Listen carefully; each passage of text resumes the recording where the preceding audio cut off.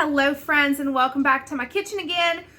I am bringing you a soup recipe today. We are going to be doing a broccoli cheddar soup. It is so rich, so good, and it's not like a lot of the broccoli cheddar soups out there. I have a couple twists that I put in mine, one of which is carrots. It is crucial to add some shredded carrots to it, and I just happen to have this much left from where I've been dehydrating shreds. I have that much left, and I was like, you know what? We're making some broccoli cheddar soup because I've been craving all things fall anyway, and it is a delicious, comforting soup. Yes, it's 80-something degrees outside. I don't care. We're making it today. So I hope you stick around. I'll show you at the end how to freeze this because it is a great freezer meal for meal planning and prepping and whatever you want to call it. It's great to throw leftovers in the freezer or make a double batch like I'm going to. I'll eat on this for the week, and then I'll have more in the freezer for when I want something but I don't feel like cooking. So I hope you stick around, and let's get started on this delicious soup. Okay, so the first thing that you need is a big pot because it's going to be a big thing of soup. You can reduce this down if that is what you want to do. I'd rather cook a big amount at once and then be able to freeze or can if it is a canning approved recipe. And then you don't have to do the work later down the road. So in my big heavy bottom pot over medium heat, I'm just adding some grease down. This is bacon grease. You can use olive oil, butter, whatever you want. I have bacon grease on the counter, so that's just what I'm using. And while that's heating up, we're going to get a sweet onion chopped up. So these, you could actually plant this, and I've shown how to do this, but we're actually going to use these as toppings to finish off like individual bowls. So I have, let's see, I have this one, and then part of this will be usable, and then I have this tiny one. Part of it will be usable. Sweet onions in general just don't do as well in long-term storage because of the sugars in them. So they need used. So we're throwing them in the pot. It's what's great about making soup. And then we're saving these, so chop. And then I'll show you how I do an onion when it's sprouted, because some people won't use them at all. And depending on the stage that they're in, they may not be usable. However, most of the time, they're still hard. So like all this is nice and hard and still perfectly usable. You essentially just don't want to use anything that's mushy or if it's turned a color. So like all this, that's still good too. And you can also save these for stock. So I've shown you that as well. You can totally save those for stock. And it is absolutely delicious. The skins, the ends, anything that's not rotten. So like this right here, that will not go in my scrap bag. I have a scrap bag or 5 that stay in my freezer for whenever I do broths and stuff, and then I can just throw them in. And then to that, well, actually, I'll let that go for a minute first. So once you have all your onion in there, just let those sweat for about 5 minutes. Just saute a little bit. And then while that's doing its thing, you can go ahead and get your broccoli ready. Now, fresh broccoli is the best. It's superior. We all know. However, no one's perfect. And I didn't grow any broccoli, and the store had these not appealing looking broccoli crowns. And it was $4 for one. So instead, I had a nice big 52-ounce bag of frozen broccoli that I have just thawed out in my fridge. So that's what we're going to use. And then I'm just going to give them a rough chop. and get them ready to go in. Okay, so if you were using fresh broccoli, you could be throwing this in as the onions are sauteing. But because these were frozen, they're going to have more water in them, and it's going to cause all the veggies to boil versus saute. So we're going to hold off on the broccoli until after we get our carrots down. So this is about, I want to say 2 cups of shredded carrots, give or take. And they are fresh. We're just going to give them a stir so that they can get sauteed along with those onions. This, thanks to my daughters, is a mix of salt and pepper. So we're going to get that down just to help things along a little bit. And then continue on chopping our broccoli. So last of the broccoli.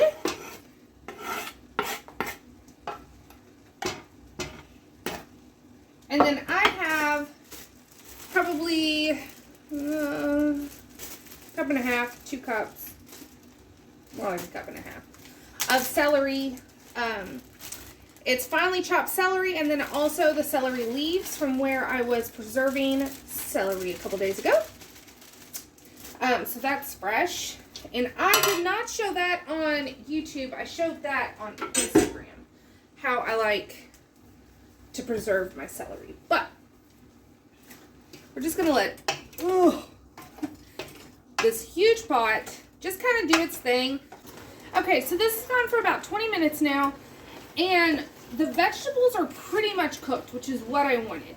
I'm not wanting this to really simmer for a long time. I'd rather cook them by sauteing, and then just make the soup after. So, these got a nice saute on them. They have pretty much cooked to completion. We're going to add some garlic, fresh or powder. A quart of chicken broth. Give that a stir. Now, one thing you're going to see different in my recipe versus others is I do not make a roux. I used to make a roux all the time, but honestly, the way that I make it now, it is so nice, creamy, thick, without having to add the roux, which is just flour and butter. And then we're going to add, this is about 3 cups of heavy cream. Do you want to add that? You can also add half and half. You can do milk. You can do a combination of any of them if you want it to be on the lighter side. But I'm telling you, the heavy cream, it makes this soup.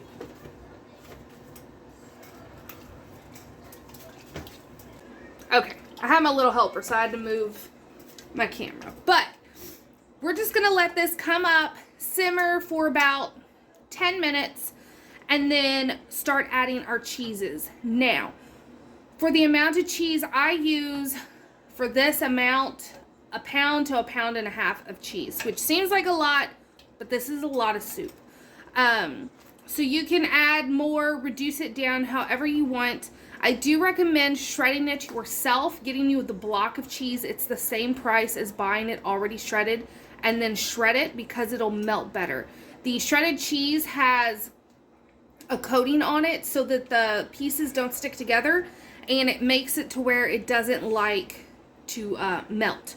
So you'll get like grainy type texture versus it being really smooth. It's been going for about 10-15 minutes. I have my cheese. So one of the things that really makes this soup super thick and creamy without adding that roux, the extra flour and butter, is A, we add more vegetables, and then B, we puree some of them. So all I'm going to be doing is pureeing maybe 1/3 of it, just enough to where it still has the vegetable chunks, but it's also thicker and smooth as if we added that roux. Okay, so let me show you what this looks like so you can get an idea.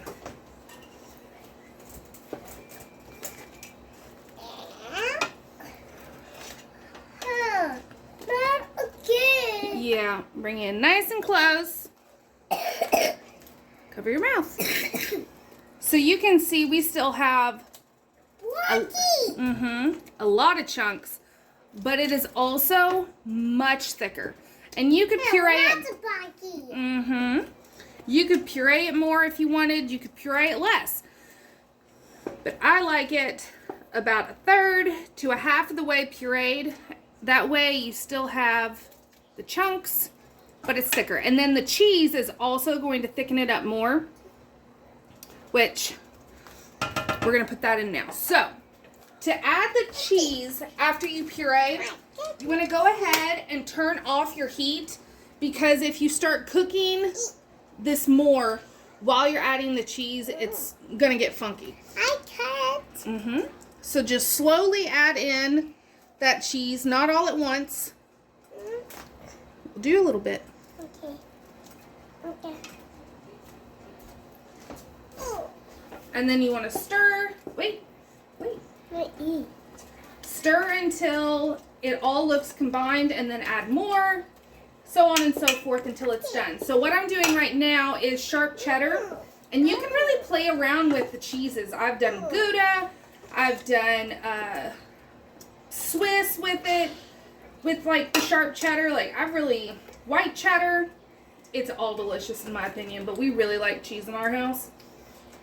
Yes, I get cheese. And then the other thing I'm adding, just to give it just a little extra something, is some Parmesan. I have found it was clearanced, and so I like to get these that have the rind, because you can use that rind in soups. I have 2 of them already frozen. You can just freeze the rind, and then it makes soup so much more flavorful.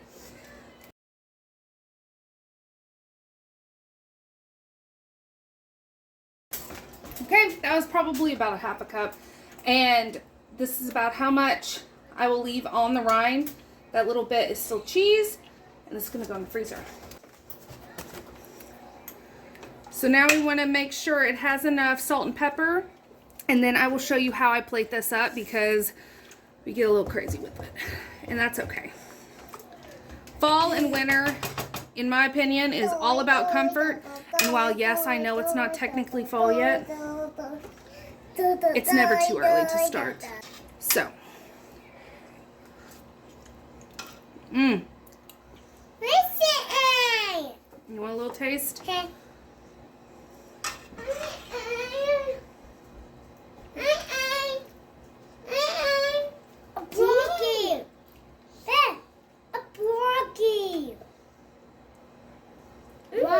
Was it good? Oh, you just got the cheese? Okay. So, good. The last thing I like to add to really any pot of soup is fresh cracked black pepper. Pour it all in. And then to thaw it out and reheat it, I take the bag out, let it thaw overnight in the fridge, and then just throw it on the stove and let it come up to a little simmer. If it looks like the dairy has separated a little bit, that is perfectly fine. Just whisking it up with a fork to get everything incorporated again works, or you can take the immersion blender and just like whatnot, and that reincorporates everything together. It's perfectly fine to leave it the way it is with it a little separated. It's not going to taste any different. It's just going to look different. So you can do it that way, and it is absolutely delicious. The second way you can do it is after you have added your vegetables and you've done the chicken broth, you can stop it at that point.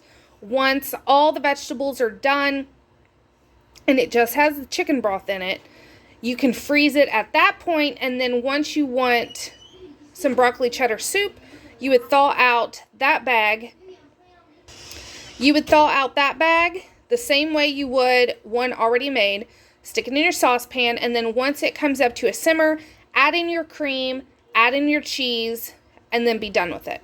But to me, that's the whole reason I'm freezing it, is to be able to just dump and eat. So that's why I do it the way I do it. but just know you can also do it before you add all the dairy, freeze it, and then add your dairy whenever you thaw.